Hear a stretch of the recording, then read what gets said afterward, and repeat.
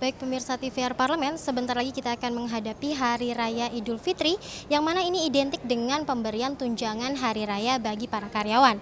Dan terkait dengan tunjangan Hari Raya ini, pemerintah sudah memberikan surat edaran yang ditujukan kepada gubernur di Indonesia untuk memberikan THR maksimal H-7 sebelum Lebaran dan diberikan secara full tanpa dicicil. Dan untuk mengetahui seperti apa mekanisme dari pelaksanaan THR ini, saya akan langsung berbincang dengan anggota Komisi 9 DPR RI, yaitu Bapak Nur Yassin dari fraksi PKB. Baik Pak, terkait dengan THR ini, sebenarnya mekanisme pelaksanaan dari THR di tahun 2023 ini seperti apa nih Pak? Dengan koordinasinya dengan Kementerian Ketenagakerjaan.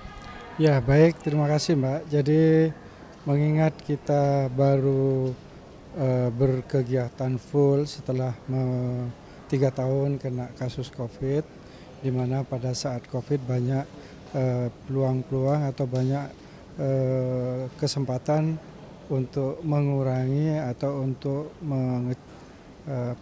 memperlambat pembayaran THR. Nah untuk tahun ini tidak bisa lagi, kenapa? Karena memang kita sudah normal. Mekanismenya seperti yang sesuai edaran itu, bahwa ya memang paling lambat seminggu sebelumnya dan itu harus dibayar full. Ya itu aja Pak, intinya. Terkait dengan pembayaran full dan dilakukan maksimal 7 hari sebelum Lebaran. Nah ini baru-baru ini terdengar isu dari perusahaan yang katanya mengalami kendala dan merasa keberatan untuk membayarkan THR ini kepada pekerja dan juga buruh di perusahaan mereka karena baru saja bangkit dari COVID-19. Nah ini seperti apa nih Pak? Ya tapi walaupun bagaimana hal itu tidak bisa ditawar, dalam artian bahwa itu sudah ketetapan yang diputuskan oleh pemerintah, khususnya Kementerian Tenaga Kerja. Kalau memang akan terjadi seperti itu, ya harus jauh hari sebelumnya harus dikoordinasikan dengan Dinas Tenaga Kerja setempat. Jangan sampai timbul gejolak berupa demo-demo yang mana kita hari raya harusnya pada tenang, ya kita harus untuk mendapatkan haknya harus turun ke jalan. Nah ini kalau bisa jangan lagi, dan saya yakin, saya juga swasta Mbak ya, bisa jika kita niatin dengan benar dari jauh hari sebelumnya, saya rasa tidak akan ada masalah itu. Nah ini kalau misalkan ke depan nanti ada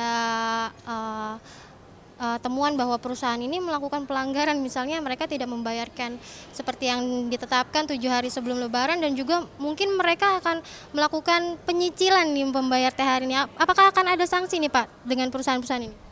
Ya kita nggak bisa berandai-andai ya, karena ini belum terjadi. Cuman saya pikir semua perusahaan punya kebijakan, tapi ketentuannya memang tidak boleh dicicil, itu saja Mbak.